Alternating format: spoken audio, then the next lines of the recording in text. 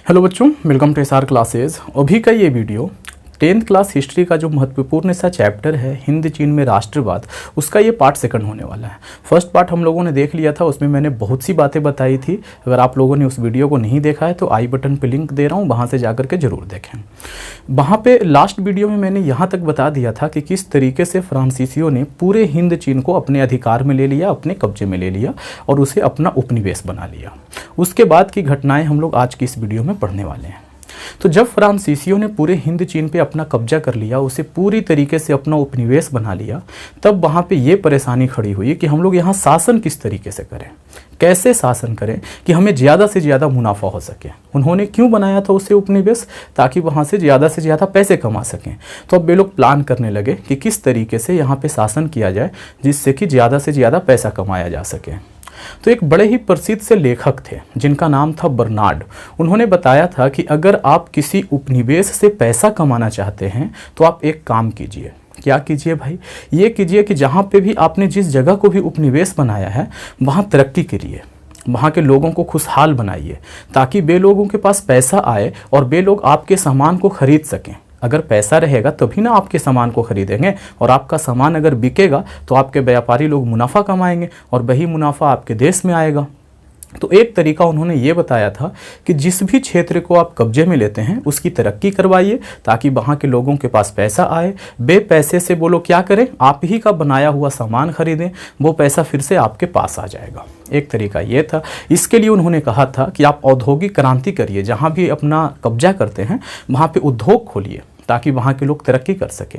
वहाँ की ज़मीनों में भूमि सुधार कानून लगाइए जिससे कि वहाँ के किसान ज़्यादा से ज़्यादा फसल उपजा सकें और वहाँ के लोग अमीर हो जाएं, फिर आपका माल बिकेगा। लेकिन फ्रांसीसियों ने ये सारे जो भी बताए गए थे तरीके, इन सबको नहीं माना। क्यों नहीं माना भाई? तो इसका एक कारण था। वियतनाम जो था वो एक कृषि प्रधान देश था। मतलब कि वियतनाम में सबसे ज़्यादा चावल का उत्पादन होता था, रबर का उत्पादन होता था। तो उन्होंने देखा कि यहाँ पे उद्योग वगैरह खोलने से क्या फ़ायदा, कोई फ़ायदा ही नहीं है भाई। तो उन्होंने एक काम किया, उन्होंने एक अनुबंध बनाया। अनुबंध मतलब इकरारनामा। इकरारनामे का मतलब ये होता है कि कुछ शर्तें रखी हुई है दो लोगों के बीच या तीन लोगों के बीच में, और उनको आपस में मानना होता है। ऐसा उन्होंने इसलिए किया क्योंकि उन्होंने देखा, फ्रांसीसियों ने देखा कि ये जो पूरा का पूरा वियतनाम है, यहाँ पे ज़मीनों का बंटवारा ऐसा नहीं है कि हर एक आदमी के पास बराबर बराबर ज़मीन है। ज़मीन कुछ लोगों के पास ही था जो कि जमींदार टाइप के लोग थे, या तो फिर उन लोगों के पास था जो कि फ्रांसीसी थे और वहाँ जा के बस गए थे, उन लोगों के पास ज़मीन थी।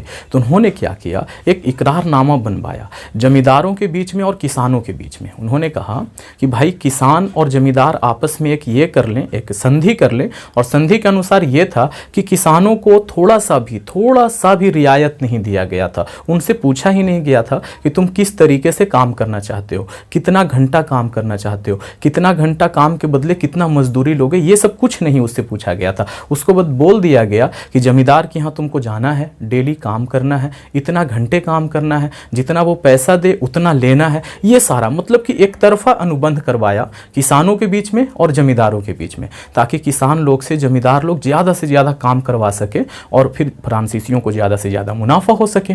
ठीक है, ऐसा करवाया उसने। तो मैंने यहाँ पे ये सारा कुछ डिटेल में लिख रखा है, तो आइए हम लोग देखते हैं। देखिए मैंने यहाँ पे लिखा है कि औपनिवेशिक आर्थिक नीति कैसी अपनाई जाए ताकि ज़्यादा से ज़्यादा मुनाफा कमाया जा सके। तो फ्रांसीसियों ने कैसा अपनाया भाई? तो ज़्यादा मुनाफा देने वाली नीति। उन्होंने सोचा कि वैसी नीति चाहिए जो हमें ज़्यादा से ज़्यादा मुनाफा दे। तो पॉल बर्नार्ड ने कहा था कि उपनिवेशों की क्या कीजिए, अर्थव्यवस्था का विकास कीजिए। इसके लिए भूमि सुधार कानून लगाइए, औद्योगिकरण कीजिए, है ना, जो सारा कुछ मैंने अभी बताया कि बर्नार्ड क्या चाहता था। लेकिन फ्रांसीसियों ने ऐसा नहीं किया। ऐसा नहीं किया। क्यों नहीं किया भाई? क्योंकि ये जो वियतनाम था वो एक कृषि प्रधान देश था। तो कृषि प्रधान देश में उद्योग का क्या काम है ना, उद्योग अगर लगवा भी देते हैं तो वहाँ के लोग तो कृषि करना पसंद करते हैं, तो वो लोग उद्योग में क्यों जाएंगे, है ना। ये सोच के उन्होंने ये सारा काम नहीं करवाया। तो क्या किया, एक तरफा अनुबंध व्यवस्था करवाया। क्यों भाई ये व्यवस्था क्यों करवाया? तो जैसा कि मैंने बताया कि जो ज़मीनें थी वो कुछ जमींदारों के पास थी या तो फ्रांसीसियों के पास थी, किसानों के पास कुछ ज़मीन नहीं थी, तो उन्होंने किसानों के बीच में और जमींदारों के बीच में एक अनुबंध करवा दिया, जिसमें सारा का सारा पावर किसको दे दिया, जमींदारों को दे दिया। और किसानों को एकदम से कहो कि बंधुआ मजदूर बना दिया कि आपको जाना है और जा करके जमींदारों के खेतों में काम करना है, जो वो दे वही लेकर के घर चले आना है।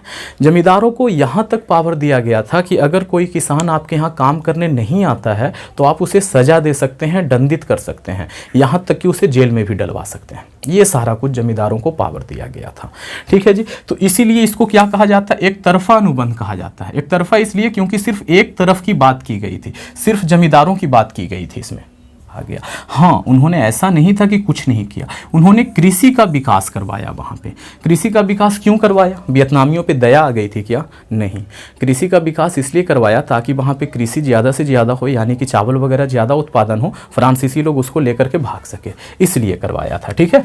तो कृषि के विकास में उन्होंने सबसे ज़्यादा क्या करवाया था, तो सिंचाई की व्यवस्था को अच्छा बना दिया था। सिंचाई का व्यवस्था अच्छा करवाया, नए नए खेत तैयार करवाए ताकि मतलब खेती के लिए ज़्यादा ज़मीनें मतलब उपलब्ध हो, तो खेती ज़्यादा होगा, ज़्यादा उत्पादन होगा। तो इसका रिजल्ट भी मिला। एक अनुमान था कि 1873 ईस्वी में वहाँ पे वियतनाम में 2,74,000 हेक्टेयर ज़मीन पे खेती की जाती थी, और वही चीज़ बढ़ करके 1930 ईस्वी में 22 लाख हेक्टेयर हो गया था। यानी कहाँ 2 लाख में खेती होता था, 2 लाख हेक्टेयर में, कहाँ 22 लाख हेक्टेयर में वहाँ पे खेती होने लगी थी। तो अच्छा खासा रिजल्ट मिला था।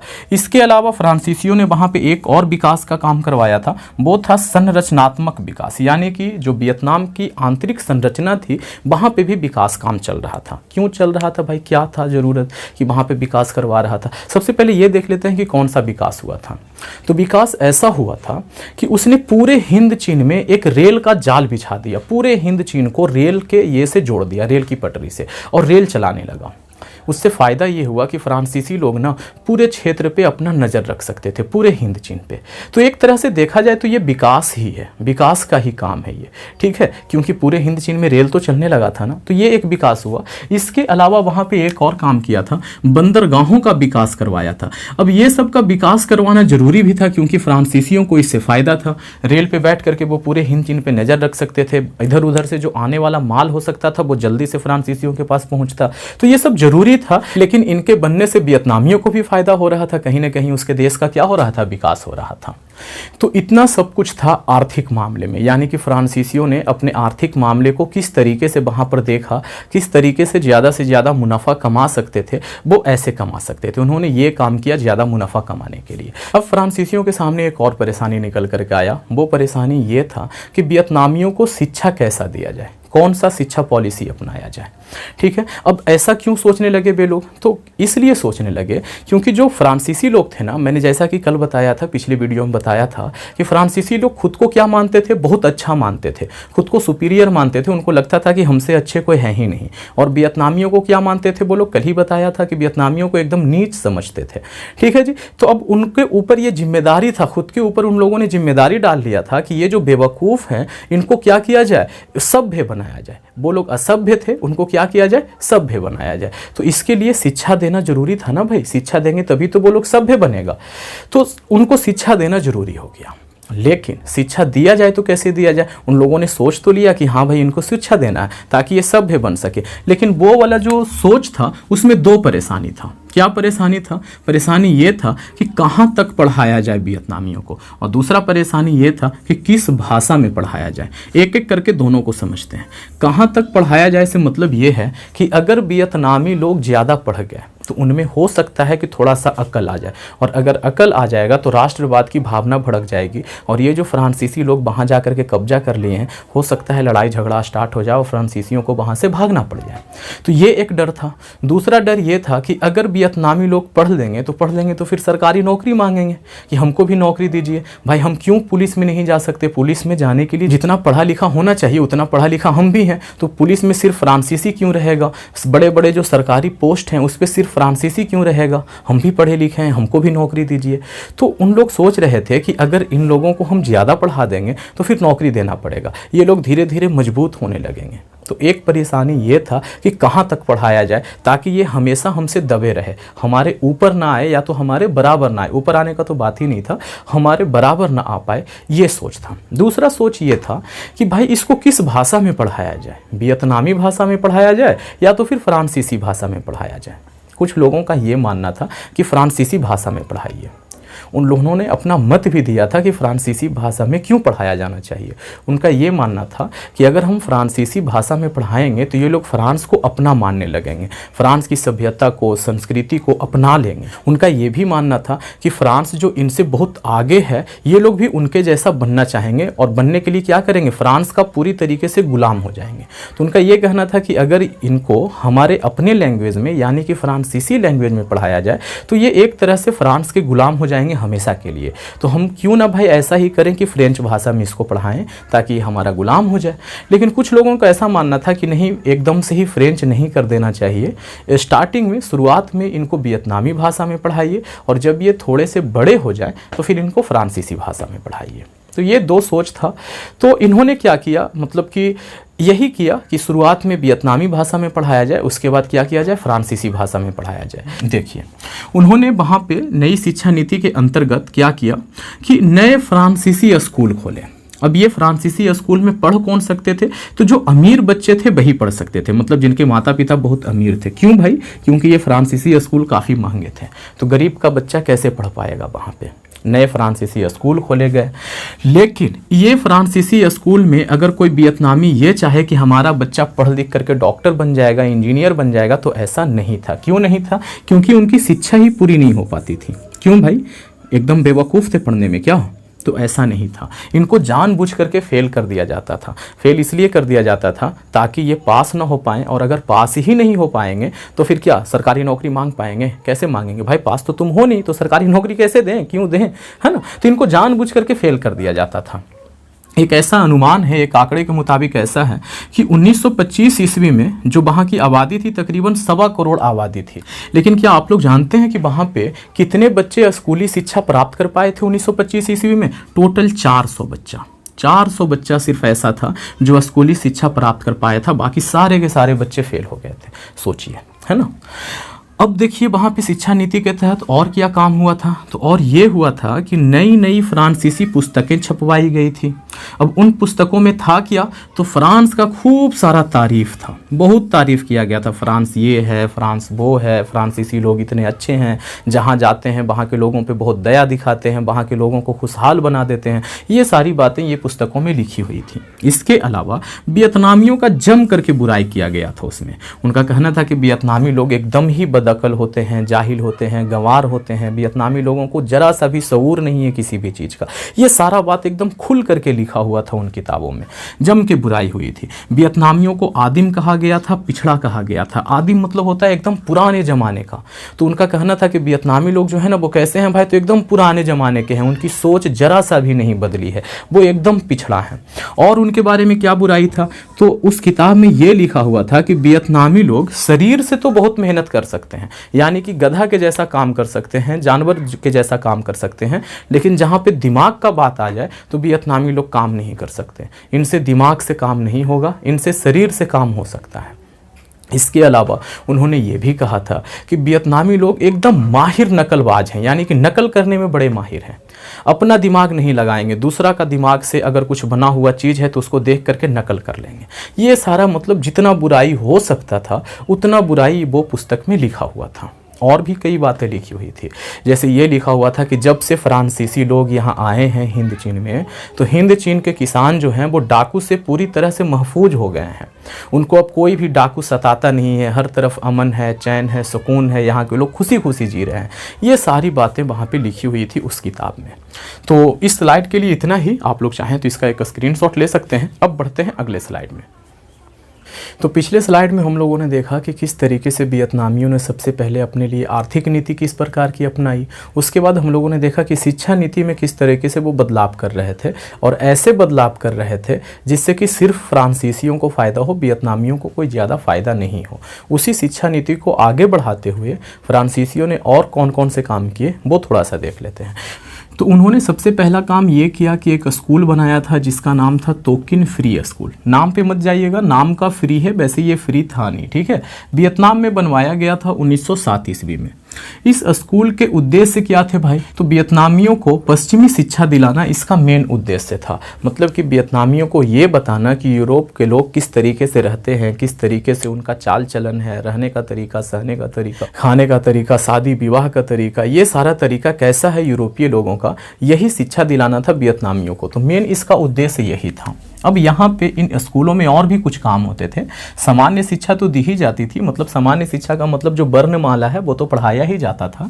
इसके अलावा वहाँ पे विज्ञान की शिक्षा दी जाती थी, स्वच्छता की शिक्षा दी जाती थी, है ना, फ्रांसीसी भाषा की भी शिक्षा दी जाती थी। ये सारी चीज़ें वहाँ पे सिखाई जाती थी। इसके लिए बजाफ्ता उनसे फीस लिया जाता था, अलग क्लासरूम बनवाए गए थे उन बच्चों के लिए, ठीक है बच्चों।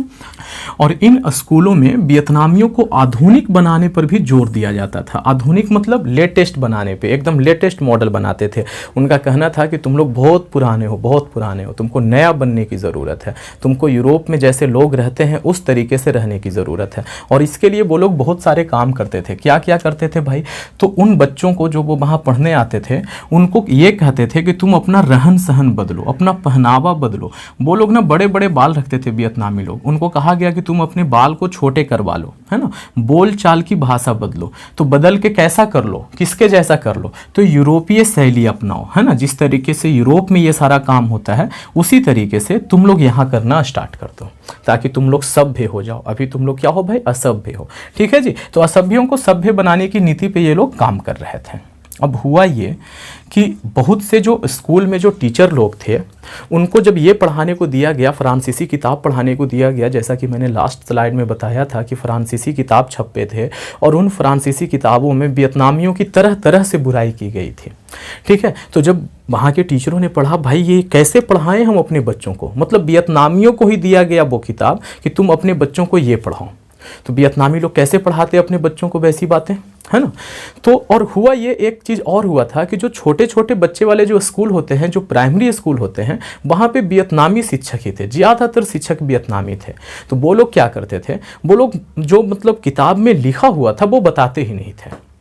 किताब में लिखा हुआ था कि फ्रांसीसी बड़े अच्छे हैं, वियतनामी लोग बहुत बुरे हैं, तो वो लोग बदल के पढ़ा देते थे कि वियतनामी लोग बहुत अच्छे हैं, फ्रांसीसी लोग बहुत बुरे हैं। वो लोग फ्रांसीसियों का क्या करने लगे थे? बुराई करने लगे थे बच्चों के सामने, ताकि बच्चों के जेहन में, बच्चों के दिमाग में ये बात घुस जाए कि ये जो फ्रांसीसी लोग जो हैं, जो सफ़ेद चमड़ी के लोग हैं, ये लोग अच्छे लोग नहीं हैं, ठीक है। वो लोग ऐसा क्यों पढ़वा रहे थे, ये मतलब कि फ्रांसीसी लोग क्यों पढ़वा रहे थे ऐसा? ताकि वो जो बच्चे हैं ना फ्रांसीसियों को अपना माने, अच्छा माने। लेकिन जो टीचर थे उन्होंने वहाँ पे बहुत बड़ा रोल निभाया था, अपने जान जोखिम में डाल करके वो बच्चे को सही शिक्षा दे रहे थे, है ना। अब सही शिक्षा देने के बदले में कई शिक्षकों की जान भी चली गई थी, है ना। जगह जगह पे विद्रोह होना चालू हो गया। सबसे पहला विद्रोह जो हुआ था वो मैंने यहाँ पे लिख रखा है, वो एक स्कूल था, गर्ल्स स्कूल था। स्कूलों में विरोध होना स्टार्ट हो गया था। 1926 ईस्वी का बात है, साइगॉन नेटिव नाम का एक गर्ल्स स्कूल था, वहाँ पे पहली बार विद्रोह हुआ था इस शिक्षा नीति के खिलाफ। उनका कहना था कि ऐसा शिक्षा नीति हमको नहीं चाहिए जहाँ पे ये पढ़ाया जाए कि वियतनाम में रहने वाले लोग जो हैं वो एकदम असभ्य हैं, वियतनामियों को ही कहा जाए कि तुम लोग बेवकूफ़ हो। ऐसी शिक्षा नीति हमको नहीं चाहिए। इसके अलावा एक और काम हो रहा था 1920 के दशक में। दशक का मतलब ये हुआ कि 1920 से लेकर के 1930 का जो ये समय काल है, उस काल में विद्यार्थी लोग जो थे ना वो राजनीतिक पार्टी बनाने लगे थे, वो लोग नेता बनने लगे थे। अब वो लोग लड़ाई लड़ने के लिए धीरे धीरे तैयार हो रहे थे। मतलब ये कि 1800 कुछ ईस्वी से 1875-85 ईस्वी तक ये लोग क्या किए थे, कब्जा किए थे। तकरीबन यहाँ पे 30-40 साल रहे और फिर लड़ाई झगड़ा स्टार्ट हो गया। फ्रांसीसी लोग वहाँ पे बहुत ज़्यादा दिन टिक नहीं पाए। ये बच्चे क्या किए, सबसे पहले एक पार्टी का गठन किया जिसका नाम रखा यंग अन्नाम। क्या नाम रखा था? यंग अन्नाम, ठीक है। यंग अन्नाम दल की स्थापना हुई। तो ये तो था कि फ्रांसीसियों ने किस प्रकार की शिक्षा नीति अपनाई थी वहाँ पर, ताकि वियतनामियों को कैसा शिक्षा दिया जाए। तो हम लोगों ने दो चीज़ देखा, आर्थिक नीति देखा, साथ ही साथ जो शिक्षा की नीति थी वो देखा। अब हम लोग ये देखते हैं कि औपनिवेशिक जो ये था उनका धार्मिक नीति कैसा था। मतलब कि फ्रांसीसियों ने वहाँ पे धर्म से संबंधित कोई नीति चलाया था, या जैसा धर्म वहाँ पे वियतनामी लोग मान रहे थे वही धर्म को चलने दिया? तो ऐसा नहीं था। फ्रांसीसियों ने यहाँ भी अपना टांग अड़ाया था। उनका ये कहना था कि जो वियतनामी धर्म है वो धर्म है ही नहीं, वो तो बहुत पुराना धर्म है। ये धर्म न हो करके विकास की राह में रोड़ा है। यही धर्म जो है ये मतलब वियतनामियों को आगे बढ़ने से रोक रहा है। इस धर्म को छोड़ देने की ज़रूरत है। ये सारा बात वियतनामियों को बताते थे। और इसमें सबसे बड़ा रोल कौन प्ले करता था? जो ईसाई धर्म प्रचारक थे, जो ईसाई धर्म का प्रचार करने वाले जो पादरी लोग थे, वो लोग इस काम में बढ़ चढ़ करके हिस्सा ले रहे थे। वो वियतनामियों को पकड़ के समझाते थे कि देखो तुम्हारा धर्म बहुत बुरा है, तुम आज इतने जो गरीब हो वो क्यों हो? वो तुम अपने धर्म की वजह से हो। अपना धर्म बदलो, ईसाई बन जाओ, तुम भी अमीर हो जाओगे। ठीक, तो इस तरीके से समझाते थे। बड़ा मेहनत करते थे ये लोग, और मेहनत कर कर करके इसका बहुत बड़ा नतीजा निकला था। 17वीं शताब्दी से ये काम स्टार्ट हुआ था, है ना। ये जो ईसाई लोग थे वो लोग क्या कर रहे थे, वियतनामियों को ये ईसाइयत का ये सिखा रहे थे, पाठ पढ़ा रहे थे कि तुम लोग ईसाई बन जाओ। 17वीं शताब्दी से ये काम चालू किया था। 18वीं शताब्दी जाते जाते ना मतलब ये कि लाखों वियतनामी को ईसाई बना दिया था उन लोगों ने। अच्छा खासा काम किया था। लेकिन क्या सभी वियतनामी उनकी बातों को मान लेते थे? नहीं मानते थे। पिछली बार जो पिछला मतलब ये पढ़ाया था, वीडियो पढ़ाया था, उसमें बताया था कि कई जो धर्म प्रचारक थे उनको बहुत मारा पीटा गया था वियतनाम में। ठीक है, क्योंकि वो लोग वियतनामियों के धर्म को ख़राब बोलते थे। लेकिन अब वे लोग बेचारे ज़्यादा मारपीट नहीं कर सकते थे क्योंकि वहाँ पर फ्रांस का कब्जा हो गया था। तो मन ही मन में गाली दे करके निकल लेते थे कि बताओ ये हमारा धर्म को ख़राब बोल रहा था, है ना। तो ऐसी बातें हो रही थी कि वो ईसाई लोग अपना धर्म इस पे ज़बरदस्ती क्या कर रहे थे, थोप रहे थे कि तुम मेरे धर्म को मानो, मेरा धर्म अच्छा है, तुम्हारा धर्म बहुत ख़राब है। अब बात करते हैं कि वियतनामी लोग का धर्म था क्या, कौन से धर्म को मानते थे ये लोग? तो ये लोग बौद्ध धर्म को मानते थे। इसके अलावा वहाँ पे कुछ जो लोकल रीति रिवाज था उसको भी मानते थे। जैसे हमारे यहाँ बहुत से धर्म हैं, धर्म के अलावा भी लोकल रीति रिवाज है ना भाई। कोई बड़ की पूजा करता है तो कोई पीपल की पूजा करता है, कोई गौ की पूजा करता है, ये लोकल रीति रिवाज है। ठीक है, वैसे भगवान तो है ही हैं बहुत सारे। तो वैसे ही वहाँ पर था, वे लोग बौद्ध धर्म को मानते थे। इसके अलावा लोकल रीति रिवाज भी बहुत सारा था। इसके अलावा वहाँ पर और भी एक ऐसा इंसान था जिसका बहुत ज़्यादा प्रभाव था, उसका नाम था कन्फ्यूशियस। ठीक है, कन्फ्यूशियस का बहुत बड़ा प्रभाव था। उसको मतलब मानने वाले बहुत सारे अनुयायी थे उसके। जैसे यहाँ पे बहुत सारे बाबा हैं ना, जैसे कि कुछ बाबा के मैं नाम लेता हूँ, भले ही वो बाबा ख़राब हो गए लेकिन जब वो अच्छे थे लोगों की नज़रों में तो उनका एक बहुत बड़ा ये था भाई। जैसे राम रहीम हो गया, बाबा जो आसाराम थे वो, तो ये सारे बहुत बड़े बाबा हुआ करते थे। इनके लाखों में प्रशंसक हुआ करते थे। ठीक है, तो वैसे ही वहाँ पे अब ये बेचारा वैसा नहीं था जैसा राम रहीम या जो मैंने कहा अभी, वो उनके जैसा नहीं था। ठीक है, ये अच्छा था, तो उसका भी बड़ा गहरा प्रभाव था। तो इन लोगों ने कैसा नीति अपनाया, धार्मिक नीति? तो वहाँ का जो धर्म था, पहले से जो धर्म चल रहा था उसको बदलने का खूब जोरदार प्रयास किया। और इसके लिए इनके धर्म प्रचारकों ने खूब मेहनत की, बहुत अच्छा खासा मेहनत किया।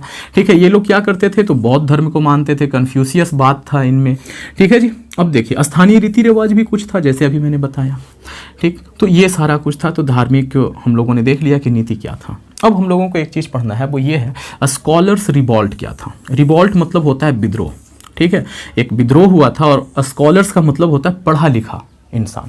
तो मतलब पढ़े लिखे लोगों ने एक विद्रोह किया था। उसी विद्रोह को क्या कहते हैं, स्कॉलर्स रिवॉल्ट कहते हैं। हुआ ये था कि 18वीं शताब्दी तक मैंने बताया कि लाखों वियतनामी ईसाई हो गए थे। क्यों भाई? क्योंकि इन पे 17वीं शताब्दी से ही मेहनत हो रहा था। मेहनत कर कौन रहे थे? तो जो ईसाई धर्म प्रचारक थे, जो पादरी थे, वे लोग मेहनत कर रहे थे। और मेहनत करते करते 100 साल में लाखों वियतनामी को क्या बना दिया था, ईसाई बना दिया था। अब जब वियतनामियों ने देखा कि भाई हमारा धर्म ही धीरे धीरे ख़त्म होते जा रहा है, तो उन लोगों ने लड़ाई झगड़ा स्टार्ट कर दिया। ठीक है, अब हुआ ये 1868 ईस्वी में ईसाइयत के विरुद्ध में एक सशक्त मतलब एकदम बल के साथ, ताकत के साथ एक विद्रोह हुआ। उसी विद्रोह को क्या कहते हैं, स्कॉलर्स रिवॉल्ट कहते हैं, या तो हिंदी में अगर बात करें तो विद्वानों का विद्रोह कहा जाता है। इस विद्रोह का जो सबसे ज़्यादा प्रभाव था वो निगुअन, ये देखो ये क्या पढ़ते हैं इसको, नगुअन या तो हातियन, ये दो प्रांत, या तो नहीं मतलब कि ये प्रांत में और ये प्रांत में, इन दोनों प्रांतों में सबसे ज़्यादा प्रभाव था। क्योंकि यहाँ पे कन्फ्यूशियस को मानने वाले बहुत सारे लोग थे और बड़े सारे विद्वान भी थे, पढ़े लिखे भी थे। ठीक है, इन दो प्रांतों में जोरदार तरीके से मतलब कि ये विद्रोह चला, स्कॉलर्स रिवॉल्ट चला, और मतलब हजारों ईसाइयों को इन्होंने क्या किया, एकदम जान से ही मार दिया, हजारों ईसाइयों को मार दिया। ठीक, जब सरकार को पता चली तो सरकार अपना डंडा चलाई तो फिर क्या हुआ भाई, इन लोगों को भागना पड़ा और एकदम क्रूरतापूर्वक इस विद्रोह को दबा दिया गया, कुचल दिया गया और इस तरीके से स्कॉलर्स रिवॉल्ट जो था वो क्या हो गया, ख़त्म हो गया। बच्चों अगर आप लोगों को मेरी स्पीड थोड़ा सा ज़्यादा लगती हो ना तो आप स्पीड को थोड़ा कम कर लीजिए और कम करके वीडियो को देखिए, ठीक है। तो आप लोग इसका एक स्क्रीनशॉट ले लीजिए, मैं बढ़ता हूँ आगे। अब हम लोग पढ़ने वाले हैं हुआ हाओ आंदोलन के बारे में। तो सबसे पहले इस आंदोलन का हम लोग इम्पोर्टेंस जान लेते हैं। ये बड़ा इंपॉर्टेंट आंदोलन था। क्यों भाई? क्योंकि ये स्टार्टिंग फेज में होने वाला आंदोलन था। मतलब कि कह सकते हो कि पहला दूसरा जो आंदोलन हुआ था ना, उसी में से एक ये था। मतलब शुरुआत हुआ था यहीं से, वियतनाम में ये फ्रांसीसियों के विरुद्ध लड़ाई स्टार्ट हुई थी, लगभग इसी से, है ना। ये सबसे बड़ा आंदोलन था जो कि व्यापक पैमाने पर हुआ था। तो ये कैसे हुआ, कहाँ से हुआ, ये सब कुछ हम लोग देखते हैं। तो ये उपनिवेशवाद के विरोध में चलाया जाने वाला आंदोलन था, उपनिवेशवाद के विरोध में चलाया गया था और स्टार्ट हुआ था कब, 1939 ईस्वी में प्रारंभ हुआ था। केंद्र कौन था, मतलब कि कौन से शहर से ये सबसे ज़्यादा तेजी से निकला, कहाँ से निकला ये, तो इसका केंद्र था मेकोंग डेल्टा, ये एक जगह का नाम है। वहाँ से ये आंदोलन जो था वो जोर पकड़ा था, ठीक। किसके देखरेख में ये आंदोलन आगे बढ़ रहा था, कौन था सबसे बड़ा नेता, प्रणेता कौन था जिसको देख करके लोग मतलब ये हो रहे थे, प्रेरित हो रहे थे और इस आंदोलन में भाग ले रहे थे। तो उनका नाम था हु इन फू सो, ठीक है, हु इन फू सो। ये एक बड़ा चमत्कारी व्यक्ति था। चमत्कारी इसलिए, ये अलौकिक शक्तियों में और जादू टोना में विश्वास करता था। अलौकिक शक्ति जिसको कोई देखे नहीं, मतलब भूत प्रेत, ऐसी चीज़ों में ये विश्वास करता था। तो ऐसे लोगों को तो वैसे भी पब्लिक बहुत ज़्यादा लोग सम्मान देते हैं, बहुत लोग इनके भक्त होते हैं। तो ये वैसा इंसान था। इसके अलावा इनमें और भी बहुत सारी खूबी थी। क्या खूबी था भाई?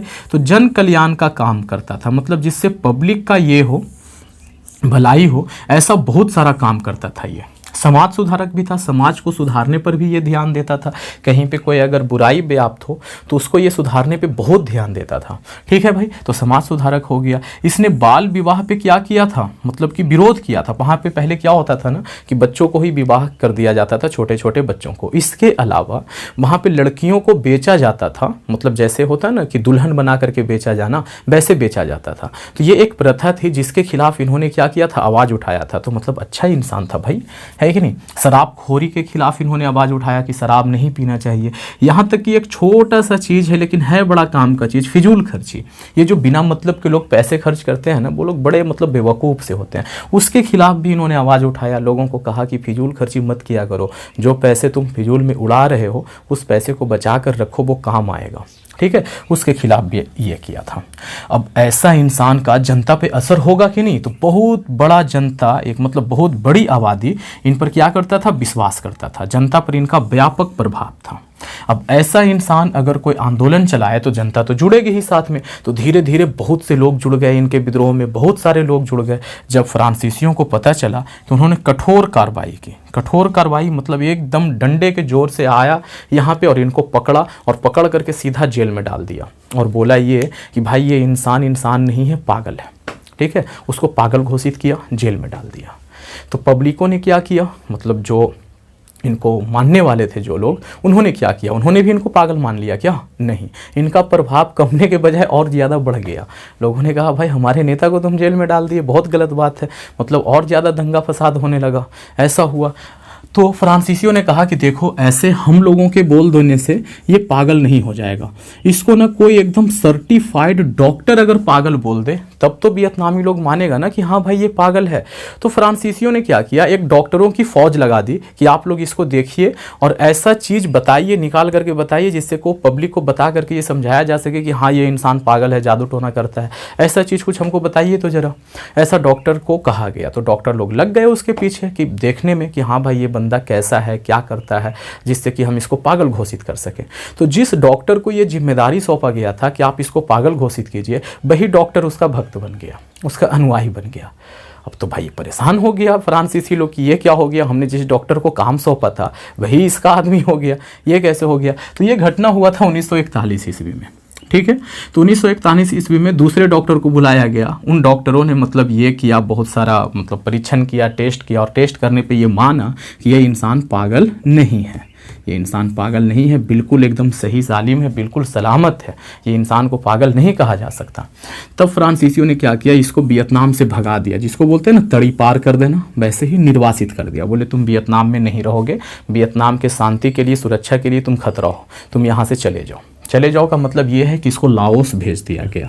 तो ये तो चला गया, लेकिन इसका जो अनुयायी था, जो इसको मानने वाले थे, वो यहीं थे। तो उसको पकड़ पकड़ के जेल में डाल दिया, बहुत से लोगों को डाला गया। जब पीटा गया उनको तो बहुत सा, अब इसका नेता ही बेचारा नहीं है, तो ये लोग किसके भरोसे पर लड़ते हैं, है ना। तो धीरे धीरे ये विद्रोह को इस तरीके से कुचल दिया गया और ये हुआ हाओ आंदोलन जो था वो क्या हो गया, समाप्त हो गया। लेकिन ये आंदोलन जो समाप्त हुआ ना, ये ऐसा नहीं था कि फ्रांसीसियों ने कोई जंग जीता था, ये बस एक जंग की शुरुआत थी। यहीं से मतलब वियतनामियों ने बीड़ा उठा लिया कि अब हमको क्या करना है, जंग करना है, इन फ्रांसीसियों को यहाँ से क्या करना है, भगा करके दम लेना है। ये शुरुआत भर था। तो कह सकते हैं कि इन्होंने एक अलख जगाई थी, एक चिंगारी मतलब ये दिखाया था, वो धीरे धीरे क्या बन गया, एक आग का रूप ले लिया। और फिर आए बड़े से नेता हो ची मिन, जिन्होंने बहुत काम किया, बहुत लड़ाइयाँ लड़ी और वियतनाम को आज़ाद करवाया। तो वो सब कुछ हम लोग अगले ये में देखेंगे, अगले वीडियो में देखेंगे। आप लोग इसका एक स्क्रीनशॉट ले लीजिए और अगर वीडियो अच्छा लगा है तो इसे एक लाइक कर दीजिए, दोस्तों में शेयर करना तो बिल्कुल नहीं भूलिएगा। और चैनल से अगर आपको कोई फ़ायदा हो रहा है तो इसे सब्सक्राइब भी कर सकते हैं। Thank you, thanks for watching. बने रहिए SR क्लास के साथ।